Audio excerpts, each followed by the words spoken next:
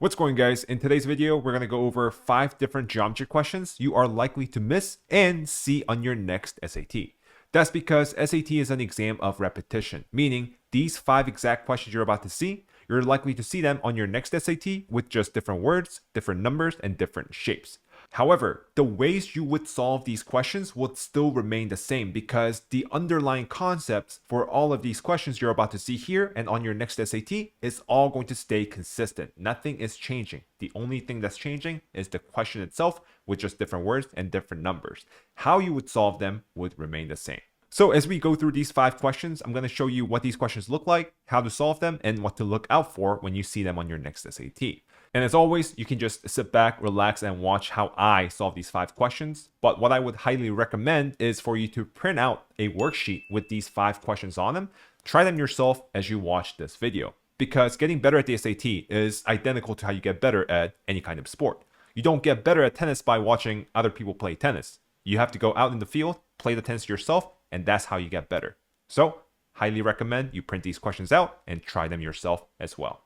And just a quick heads up, guys. For the rest of this video, my face is going to be out of focus. It's going to be looking all weird and blurry, but we're not here to see my face. We're here to look at these questions, and you're going to be able to see those questions clearly. So, if you're ready to get started, go ahead and smash the like button, and let's get started with today's video. So, let's take a look at this first question. A cylinder can of tennis ball has 3 balls inside, and the rest is filled with compressed air, and that does not change the volume of the can. If the ball and the can share the same radius, which of the following expression represents the volume of the air inside the can? So at the end of the day, we're trying to find out the volume of the air inside of the can. And when it comes to geometry questions like this, students get stuck. They're like, not really sure exactly what to do. But the very first thing you should do is you should visualize and draw out what the question is telling you. So what I would do is I'm just going to draw out a cylinder can. And what's going to happen is on the inside, it's going to have 3 balls, right? And the rest of the space in between the can is going to be filled with air. Make sense? Cool. And by the looks of it, we know that the total volume of the can is made up of 2 parts. It's going to be the balls times 3 plus the volume of the air. Right? If you combine the volume of the balls and the volume of the air, you're going to get the total volume of the can, right? But the question is asking us to find out what the volume of the air is.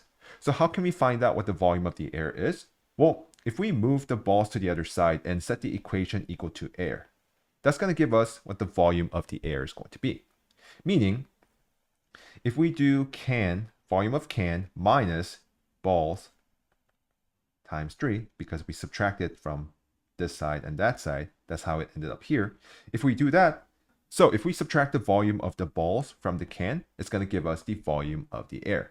So if we can find out what the volumes of the balls are and subtract it from the volume of the can, it's going to give us the volume of the air. And that's exactly what we're going to do. So how do we find the volume of the can? Well, volume of the can is in the shape of a cylinder, and cylinder volume formula is going to be pi r squared h. You want to have this memorized. And what about the balls, right? Balls are going to be in the shape of a sphere. And sphere has a volume formula of 4/3 pi r cubed, right? And because we have 3 balls in there, we're going to multiply this whole thing by 3. And if we subtract it, we're going to end up with the volume of the air. Does that make sense? So if we simplify this equation, these 3's are going to cancel out. We're going to get pi r squared h minus 4 pi r cubed. That's going to equal to the volume of the air. And which answer choices look like that? 4 pi r cubed, not this, not this, not this. It's going to be answer choice C. Does that make sense? So guys, when it comes to these geometry questions, tough geometry questions, what you want to do is you want to visualize. First thing is you want to visualize what the question is telling you. Because when you read this, it's kind of hard to see what exactly is going on. But once you visualize it and draw it out and you can see it with your own eyes, it's a lot much easier to process. Was that double comparison? A lot much easier. It's much easier to see what's going on. So that's the first thing you want to do. Geometry questions, always draw things out. I call it visualizing. Second thing is you want to have these formulas memorized. For a sphere, it was 4/3 pi r cubed. And for a cylinder, it was pi r squared height. Some of you guys might think that, John, these formulas are on the first pages of each section 3 and section 4. But guys, the thing is, you don't want to waste time going back and forth trying to copy down the formula. You'll be better off if you have these things memorized and just go off of your head.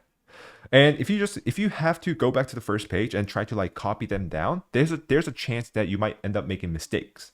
Like if it's pi r squared h, you might write down like pi r cubed h. When you're under a lot of pressure, a lot of stupid things can happen. And our goal is to minimize our mistakes and errors.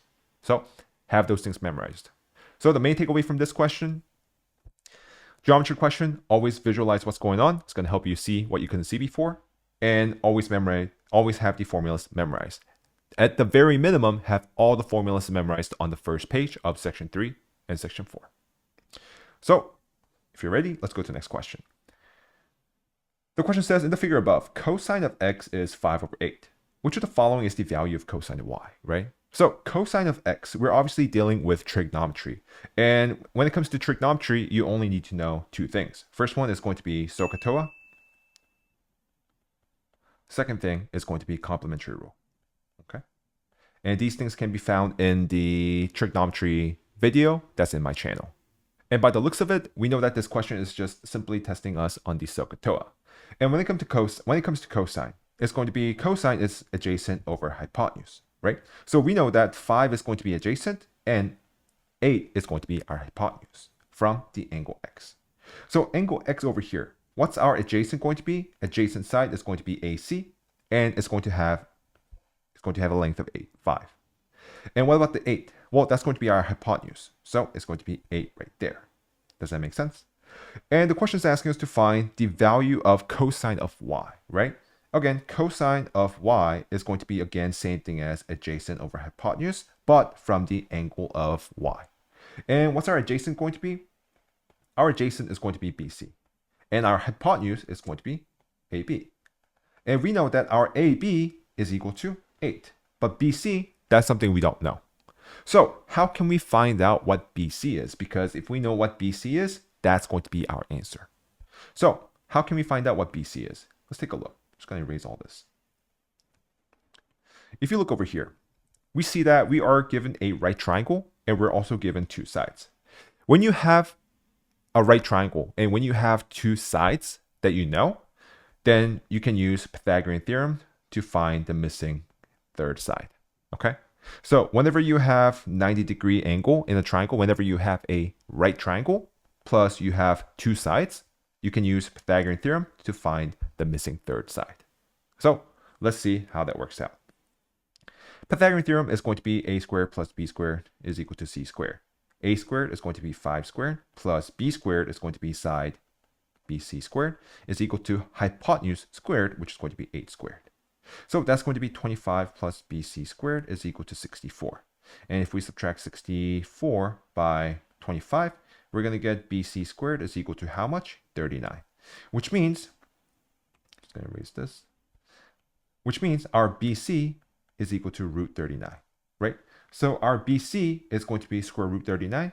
Pop it right in there, square root of 39. So what do we see? We see that our cosine of y is equal to root 39 over 8, which means our answer is going to be choice C. Does that make sense? Cool.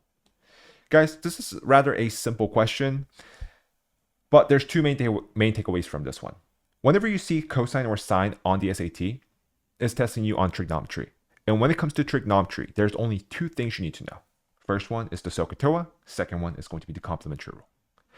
And so that's going to be the first thing you need to know. Whenever you see trick question, it's going to be either of those two. But the second thing you need to know is when it comes to a right triangle and you're trying to find the missing side, you can always use the Pythagorean theorem to find the third missing length. Does that make sense? So two takeaways from this question: complementary rule, 𝗙𝗿𝗲𝗲, and when and how to use the Pythagorean theorem. Make sense? Let's keep going. The question says, based on the right triangle ABC shown above, which of the following must equal to the length of BC, right? So again, we see tan, sine, tan is going to be a trigonometry question. You see the pattern here? trigonometry question is either going to be 𝗙𝗿𝗲𝗲 or complementary rule. This one is going to be 𝗙𝗿𝗲𝗲 because for it to be a complementary rule question, you're going to see both sine and cosine on the same question. That's completely confusing if you don't know what I'm talking about. If you watch the trigonometry lecture video in my channel, it's all going to make sense. Just type in John Jung trigonometry. It should be the first video that shows up with the Winnie the Pooh on it. Okay, so let's keep going. We're trying to find out which of the following is equal to the length of BC, right? And there's not much we can do here. So I'm just going to write this out. Choice A. BC times tangent of A, right? And we know that tangent is equal to opposite over adjacent, right? So when it comes to angle A, where's the opposite going to be? It's going to be, opposite is just BC over adjacent, which is going to be AC, right? So does this equal to BC? No, this equal to, like this thing equals to BC squared over AC. Like it doesn't equal BC. So we know our choice A is not going to be right. What about choice B? It's going to be BC times sine of A, right? So A is going to be right here, and we know that sine is equal to opposite over hypotenuse. So opposite is BC over hypotenuse, which is going to be AB. So does that equal to BC? Nope, we're going to end up with BC squared over AB. So choice B is also out. What about choice C? AC times tangent of A, right? So A is going to be right here. Tangent again is going to be just opposite over adjacent. Very good. So A is right here. Opposite is going to be BC. And where's our adjacent going to be? Adjacent is right there, which is going to be AC. And if we do this, AC and AC cancels out. Why?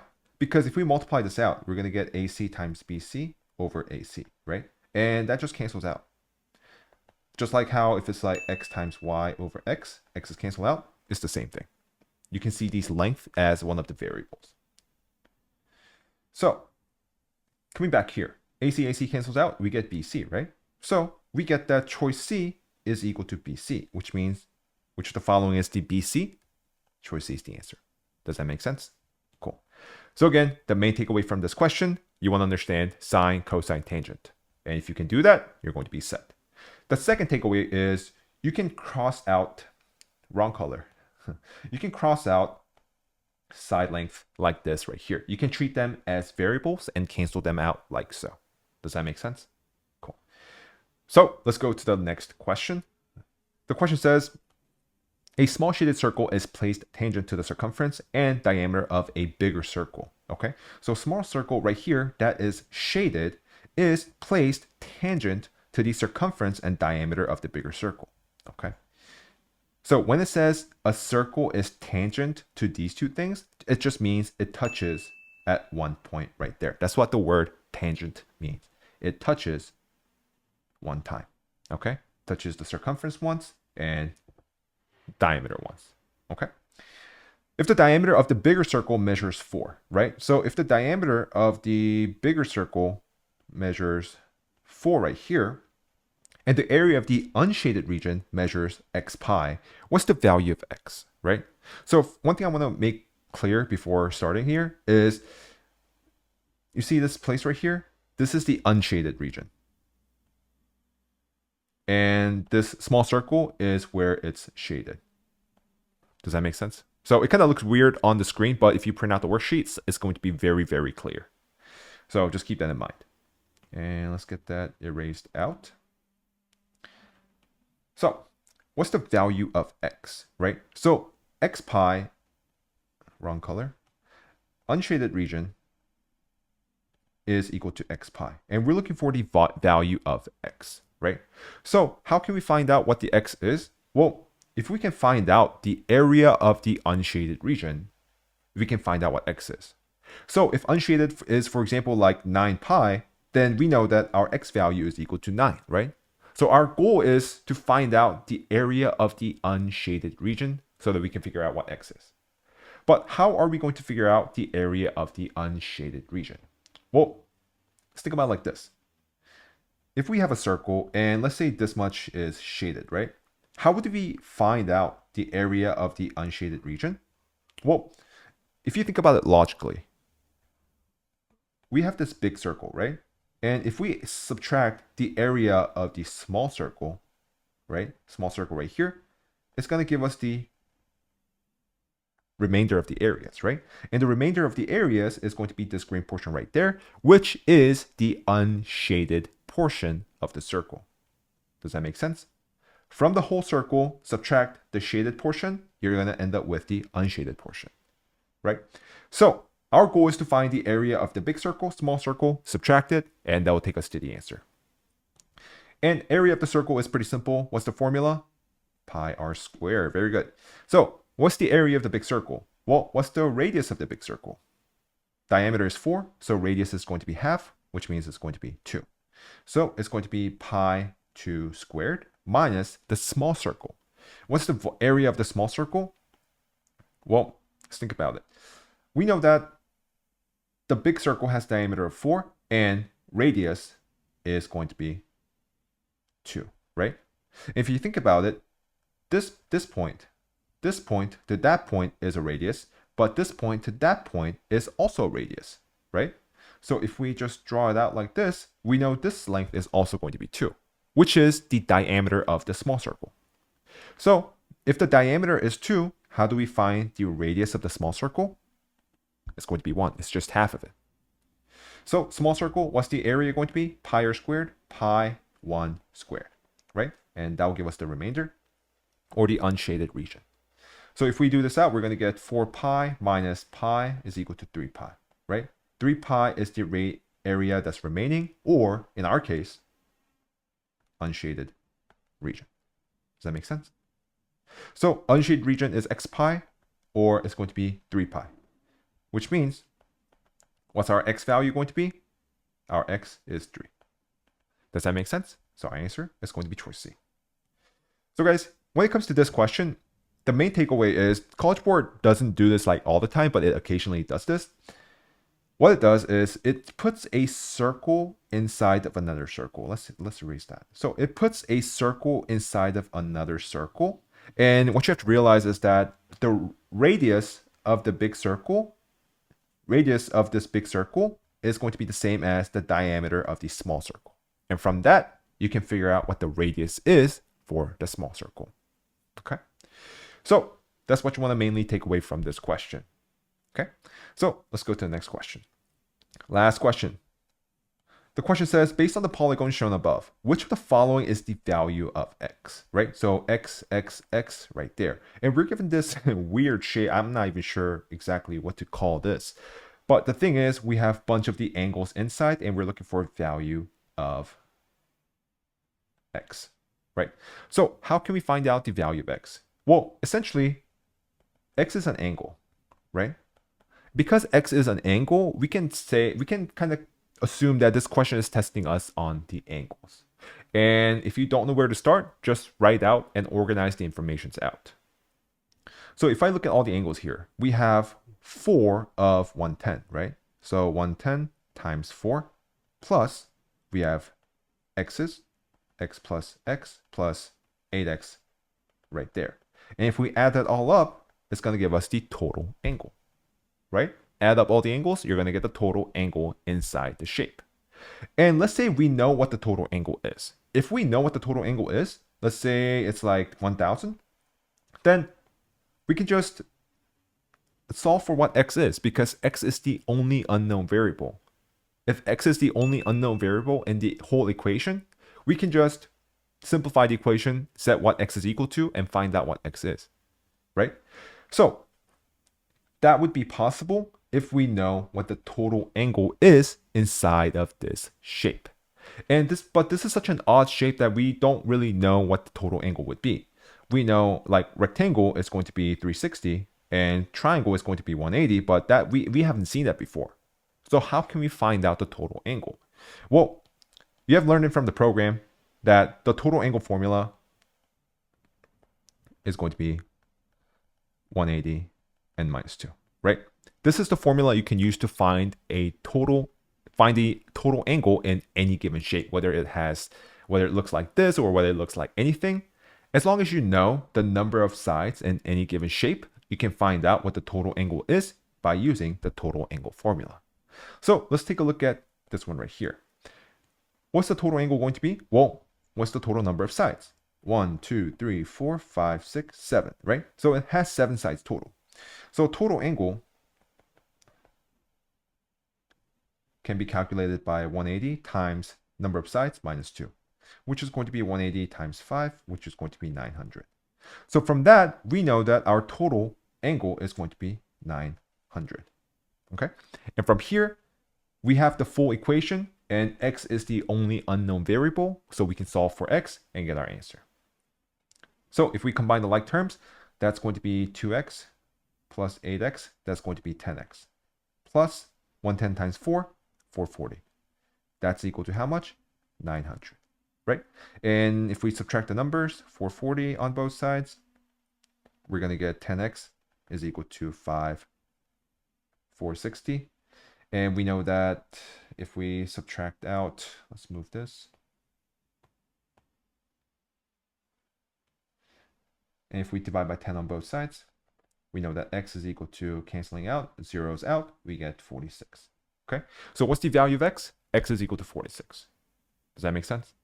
So guys, the main takeaway from this question is College Board is going to give you, you're likely to see another question with oddly shaped figure.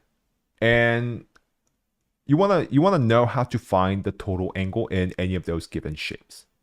Okay, so that's the first main takeaway.